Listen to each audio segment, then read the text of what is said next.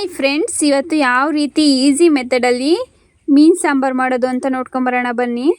ಮೀನು ಸಾಂಬಾರು ಮಾಡಲು ಬೇಕಾಗಿರುವ ಸಾಮಗ್ರಿಗಳು, ನಾನಿಲ್ಲಿ 3 kg ಆಗೋಷ್ಟು ಮೀನುಗಳನ್ನ ತಗೊಂಡಿದ್ದೀನಿ. ಮೊದಲಿಗೆ ಮೀನು ತಗೊಂಡು ಚಾಕಲ್ಲಿ ಅದನ್ನು ಹೊಲಸೆಲ್ಲ ಹೋಗೋ ರೀತಿ ಕ್ಲೀನ್ ಮಾಡ್ಕೋಬೇಕು. ಆಮೇಲೆ ಮೀನಲ್ಲಿರೋ ಬಾಲ ಮತ್ತು ರೆಕ್ಕೆಗಳನ್ನ ಕಟ್ ಮಾಡ್ಕೋಬೇಕು. ನೀಟಾಗಿ ಮೀನು ಕ್ಲೀನ್ ಮಾಡ್ಕೋಬೇಕು. ನೀಟಾಗಿ ಮೀನು ಕ್ಲೀನ್ ಮಾಡಲಿಲ್ಲ ಅಂದರೆ ಸಾಂಬಾರು ಟೇಸ್ಟ್ ಇರಲ್ಲ. ನೀಟಾಗಿ ಮೀನನ್ನ ಉಚ್ಕೊಂಡಾದ್ಮೇಲೆ ಕ್ಲೀನಾಗಿ ತೊಳ್ಕೊಂಡು ನೀಟಾಗಿ ಕಟ್ ಮಾಡ್ಕೋಬೇಕು.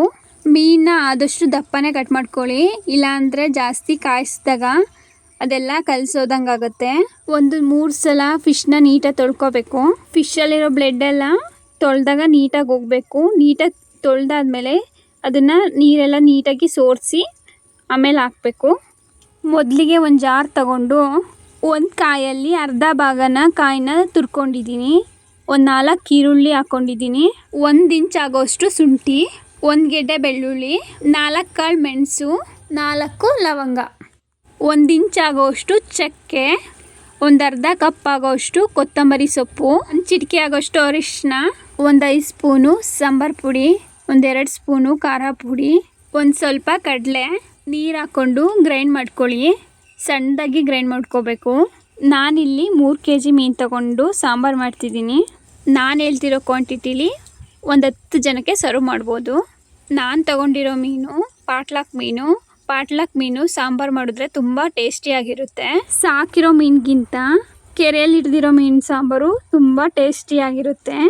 ಮೀನು ಸಾಂಬಾರು ಜೊತೆ ಮುದ್ದೆ ಇದ್ದರೆ ಅದ್ರ ಟೇಸ್ಟೇ ಬೇರೆ, ತುಂಬ ಚೆನ್ನಾಗಿರುತ್ತೆ. ನೀವು ಟ್ರೈ ಮಾಡಿ. ಮೊದಲಿಗೆ ಒಂದು ತಪ್ಪಲೆ ತಗೊಂಡು 1 2 ಸ್ಪೂನ್ ಆಗೋಷ್ಟು ಆಯಿಲ್ ಹಾಕ್ಕೊಂಡು ಎಣ್ಣೆ ಕಾಯ್ದ್ಮೇಲೆ 10 ರಿಂದ 15 ಕರ್ಬೇವಿನ ಸೊಪ್ಪಿನ ಎಸ್ಳು ಹಾಕಿ, ಒಂದು ಅರ್ಧ ಈರುಳ್ಳಿನ ಸಣ್ಣದಾಗಿ ಕಟ್ ಮಾಡಿ ಒಗ್ಗರಣೆಗೆ ಹಾಕಿ ಬ್ರೌನಿಷ್ ಕಲರ್ ಬರೋವರೆಗೂ ಫ್ರೈ ಮಾಡ್ಕೊಳ್ಳಿ. ಖಾರನ ಸ್ವಲ್ಪ ನುಣ್ಣಗೆ ರುಬ್ಕೋಬೇಕು. ರುಬ್ಬಿರೋ ಅಂಥ ಮಿಶ್ರಣನ ಒಗ್ಗರಣೆಯಲ್ಲಿ ಹಾಕ್ಕೊಂಡು ಫ್ರೈ ಮಾಡ್ಕೋಬೇಕು. ನಮಗೆ ಎಷ್ಟು ಕ್ವಾಂಟಿಟಿ ಬೇಕೋ ಅಷ್ಟನ್ನ ನೀರು ಆ್ಯಡ್ ಮಾಡಿಕೊಂಡು ನೀಟಾಗಿ ಹೊಂದಿಸ್ಕೋಬೇಕು. ನಾವು ಮೀನು ಸಾಂಬಾರು ಮಾಡುವಾಗ ಯಾವ ಹದದಲ್ಲಿ ಸಾಂಬಾರು ಬೇಕಾಗಿರುತ್ತೆ ಅಂದರೆ ಗಟ್ಟಿ ಬೇಕಿದ್ರೆ ಗಟ್ಟಿ, ತೆಳು ಬೇಕಿದ್ರೆ ತೆಳುವು, ಆ ಥರ ಮೊದಲೇ ಹೊಂದಿಸ್ಕೋಬೇಕು. ನಾನಿಲ್ಲಿ ಮೀಡಿಯಮ್ ಹದದಲ್ಲಿ ಮಾಡ್ಕೊತಿದ್ದೀನಿ. ಮೊದಲೇ ಯಾಕೆ ಹೊಂದಿಸ್ಕೋಬೇಕು ಅಂದರೆ ಮೀನು ಹಾಕೊಂಡಾದ್ಮೇಲೆ ಸಾಂಬಾರನ್ನ ಕೂಡಿಸ್ತೀವಿ ಅಂದರೆ ಅದು ಮೀನೆಲ್ಲ ಕಲಿಸ್ದಂಗೆ ಆಗುತ್ತೆ. ಮೀನು ಮತ್ತು ಖಾರನ ಒಟ್ಟಿಗೆ ಹಾಕಿ ಕುದಿಸ್ತೀವಿ ಅಂದರೆ ಸಾಂಬಾರು ಕಾಯ್ದಿರಲ್ಲ, ಹಸಿ ಸ್ಮೆಲ್ ಬಂದಿರುತ್ತೆ.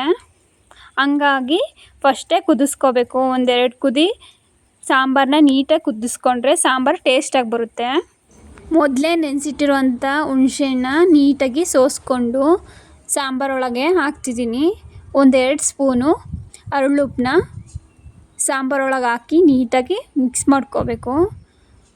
1 2 ಕುದಿನ ನೀಟಾಗಿ ಕುದಿಸ್ಕೋಬೇಕು. ಕುದೀತಿರುವಾಗ ಸಾಂಬಾರನ್ನ ಟೇಸ್ಟ್ ನೋಡಿ, ಏನಾದರೂ ಟೇಸ್ಟ್ ವ್ಯತ್ಯಾಸ ಇದ್ದರೆ ಈಗಲೇ ಆ್ಯಡ್ ಮಾಡ್ಕೊಳ್ಳಿ. ಮೀನು ಹಾಕಿದ್ರೆ ಸಾಂಬಾರು ಟೇಸ್ಟ್ ಬರೋಲ್ಲ. 1 2 ಸಲ ಸಾಂಬಾರು ಕುದ್ದಾದ್ಮೇಲೆ ಸ್ಟವ್ ಫ್ಲೇಮ್ನ ಕಮ್ಮಿಗೆ ಇಟ್ಕೊಂಡು ಮೀನನ್ನ ಒಂದೊಂದಾಗಿ ಎಲ್ಲ ಕಡೆಗೂ ಹಾಕ್ಕೊಳ್ಳಿ.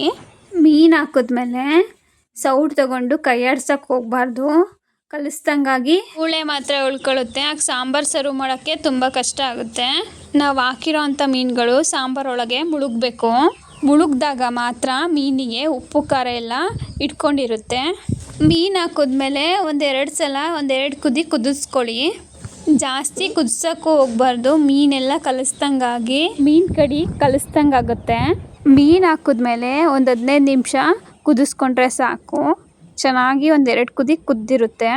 ಸಾಂಬಾರು ಕುದಿಯೋ ಟೈಮಲ್ಲಿ ಸಣ್ಣದಾಗಿ ಕೊತ್ತಂಬರಿ ಸೊಪ್ಪನ್ನ ಕಟ್ ಮಾಡಿಕೊಂಡು ಮೇಲೆ ಉದುರಿಸೋದ್ರಿಂದ ಸಾಂಬಾರು ಟೇಸ್ಟು ಇನ್ನೂ ತುಂಬ ಚೆನ್ನಾಗಿರುತ್ತೆ.